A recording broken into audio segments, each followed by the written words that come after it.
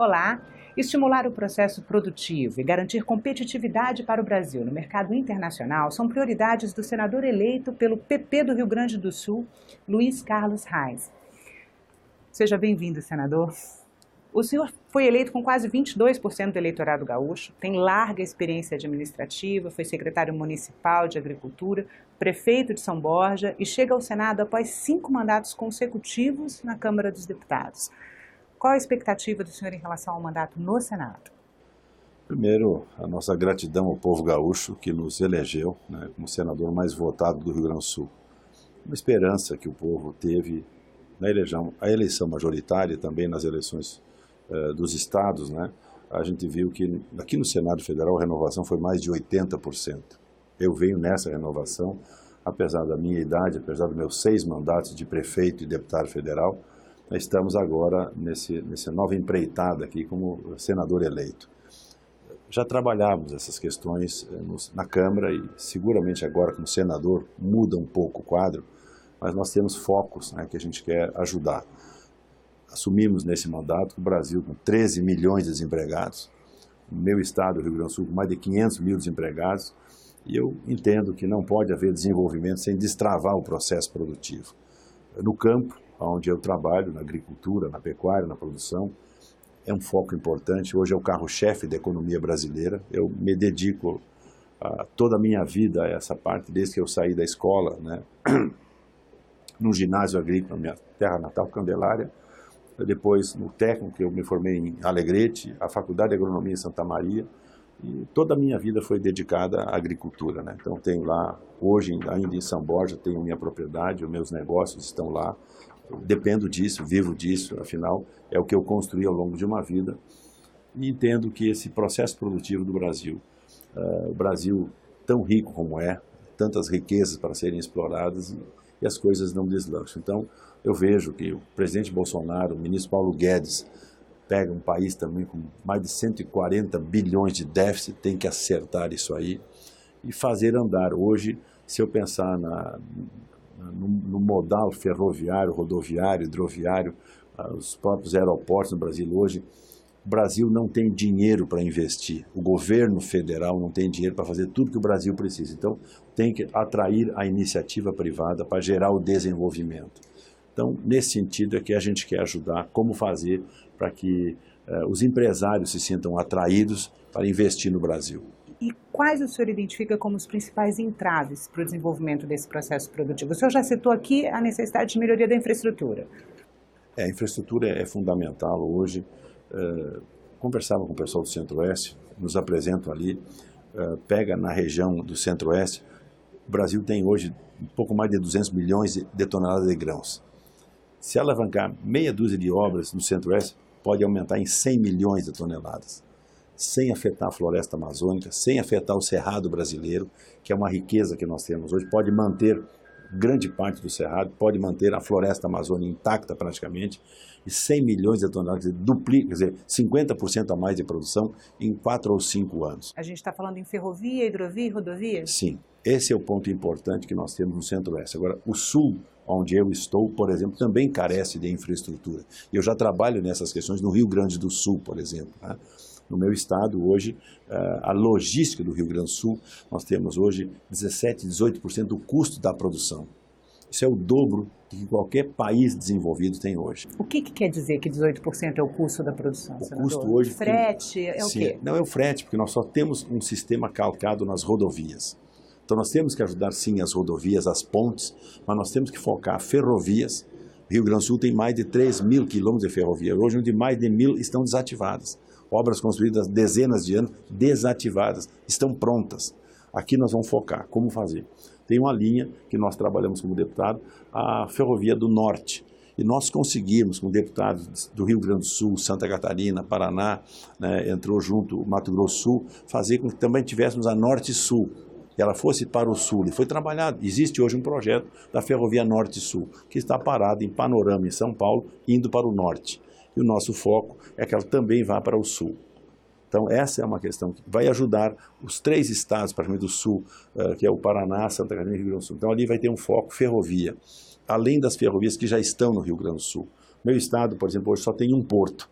Nós já estamos ajudando o Porto de Rio Grande, que é fundamental para o meu estado, mas já trabalhamos uma segunda opção para termos um porto em Torres. Então já estou trabalhando desde o final do ano passado e agora já no início desse ano como deputado e agora como senador para que nós tenhamos um segundo porto no Rio Grande do Sul. Que não comprometeria o potencial turístico de Torres, por exemplo? Não, em absoluto. Nós temos, por exemplo, ali hoje Santa Catarina com 5 portos.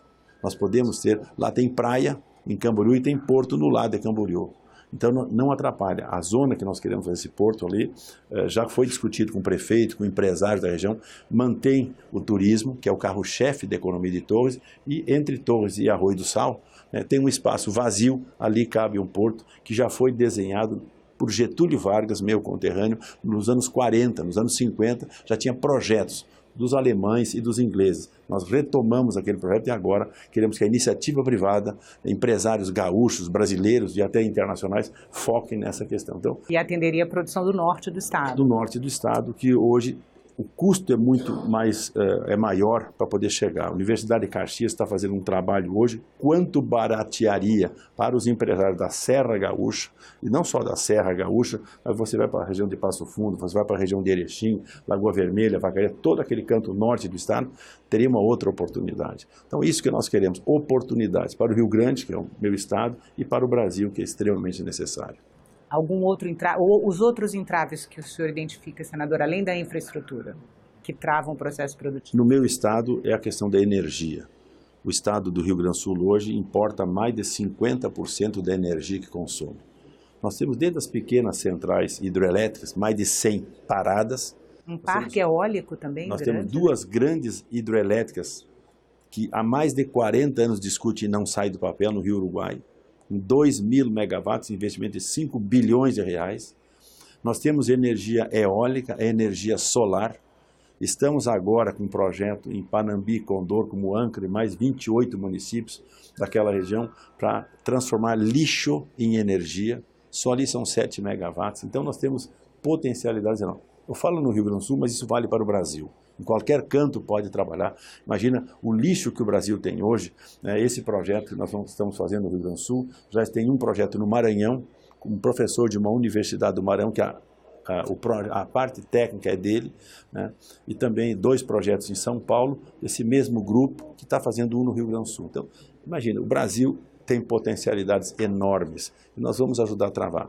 O senhor acredita que o Rio Grande do Sul pode ser mais autossuficiente em produção de energia? Escreva. Tua sogra é de Candelária, da minha terra natal, teu marido é de Cachoeira, praticamente vizinho de Candelária. Nesses 8 anos de mandato, o Rio Grande do Sul será autossuficiente em energia. Pode escrever, nós vamos trabalhar para isso. Outros entraves para o desenvolvimento, senador? Tem a questão tributária? Sim, a questão tributária. Marco Sintra, que hoje é o secretário da Receita, junto com Paulo Guedes, foi colega meu deputado, meu primeiro mandato. Lá nós trabalhamos, eu estava numa comissão junto com o Marco Sintra, em cima do imposto único. Então o Sintra, já desde o ano passado, quando já estava nessa equipe de transição, já trabalhava projetos do imposto único, que ele trabalhou. Tem outros projetos também que já estavam na casa tramitando. Então esses projetos todos, 4 ou 5 projetos, o Sintra já está trabalhando esse assunto e vai apresentar para casa. A opção deles, no primeiro momento, e eu até entendo, para não atrapalhar, nós vamos trazer reforma tributária junto com a reforma previdenciária. Resolve um assunto a Previdência e depois nós vamos focar na reforma tributária, que é extremamente importante para que o empresário brasileiro, ou até internacional que queira investir no Brasil, ele se sinta à vontade para fazer o investimento. Senador, em relação à situação do Rio Grande do Sul hoje, situação financeira crítica, salários de servidores ainda parcelados, o que o senhor imagina que no Senado é possível fazer para ajudar o Estado? Eu dizia em campanha, fui pré-candidato ao governo do Estado do Rio Grande do Sul e já falava isso em campanha. Depois candidato ao Senado. E hoje, ainda não havia assumido, quando vim na posse do Bolsonaro, eu já comecei, no primeiro dia desse ano, eu falei com o governador Dória do São Paulo, com o governador Witzel do Rio de Janeiro, com o governador Ratinho Júnior do Paraná, com o governador Caiado de Goiás. Nós estamos juntando, através do Senado, uma frente de senadores e governadores para discutir com o governo federal uma forma de negociação dessa dívida.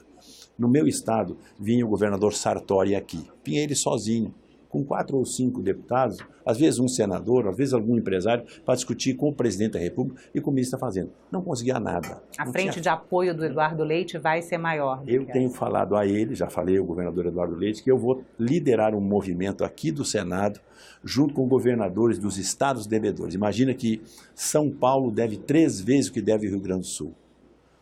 Minas Gerais, Rio de Janeiro deve 2 vezes o que deve o Rio Grande do Sul. Minas deve 1,5 vezes o que deve o Rio Grande do Sul. Seguramente esses estados, seguramente não, eles têm interesse, porque eu já conversei com os governadores. O que nós vamos fazer? É juntarmos força dos estados devedores, né, e fazermos uma negociação diferente. O ministro Paulo Guedes, ministro Onyx, diz, isso aqui é para o ano que vem. Não. Para mim e para nós, será uma prioridade para 2019. Uma das prioridades de 2019 é resolvermos, além da questão da Previdência, da questão tributária, também a dívida dos estados devedores que não conseguem hoje. Eu mostro lá um trabalho com o Casaroto, um técnico lá do Rio Grande do Sul, ele mostra. O Rio Grande tomou lá 32 bilhões, já pagou mais de 50 e deve 70. Quer dizer, alguma coisa está errado. Quer dizer, a forma que está sendo negociado, os estados não aguentam. Imagina, pagou mais de 1,5 vezes do que tomou, quando conseguiu. Esse juro que está sendo cobrado, não é do Rio Grande do Sul, de qualquer estado da federação, os estados não suportam, a economia não suporta. Claro que os estados têm que se adequar. Ele não pode ser um estado perdulário, ter estatais deficitárias, gastar mais do que arrecadar. Não, ele vai ter que se enquadrar também. Então nós vamos trabalhar essa questão junto com outros estados e fazer uma negociação conjunta. Isso nós vamos discutir a partir do Senado Federal. Senador, muito obrigada pela entrevista. Se você quiser rever esse programa ou assistir a outros programas da TV Senado, acesse o nosso site, senado.leg.br/TV. Você pode ver também no canal da TV Senado no YouTube. Se quiser fazer críticas ou sugestões, é só ligar para 0800 61 22 11. A ligação é gratuita. Obrigada pela atenção e até a próxima.